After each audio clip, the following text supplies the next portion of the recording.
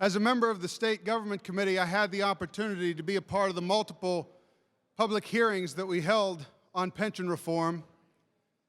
And I've heard a lot of the arguments that we need to continue letting other pension reforms that have been enacted previously work. But, Mr. Speaker, we have to realize that we're now at the point that it's simply not realistic. I've heard that the current defined benefit plan will work, and it can work, and it should have worked. The problem is, well, the stock market had some pretty major issues. The economy hit some bumps in the road, and previous legislatures and governors underfunded the system. So in order for it to work, Mr. Speaker, we need to have a stock market that never underperforms, an economy that never hits bumps in the road, and elected officials in Harrisburg that never screw up. And maybe there is a land where those things exist, Mr. Speaker.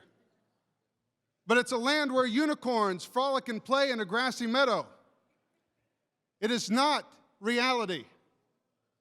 Senate Bill 1071 moves us toward reality.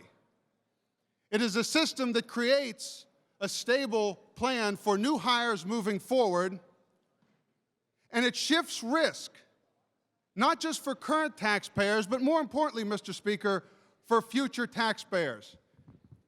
Now, we've heard, and I think we've all gotten the emails, that this produces no immediate cost savings, that any kind of the benefits from this reform will be seen 20 and 30 years down the road. But if more of our predecessors would have thought about what would have happened 20 and 30 years down the road, perhaps we would not be in the position that we are today. Mr. Speaker, it is time that we start to think about what happens 20 and 30 years down the road, because that is when our children and our grandchildren will be trying to drive this economy. But instead of thinking about that, we are too caught up in the immediacy of the next election cycle and special interest groups and hundreds of chain emails. Mr. Speaker, when my 9- and 7-year-old, I hope they're able to stay in Pennsylvania, and I hope in 20 and 30 years we start to lay the groundwork today so that they can have a better future in this Commonwealth, and that is why I'm voting yes to Senate Bill 1071. Thank you, Mr. Speaker.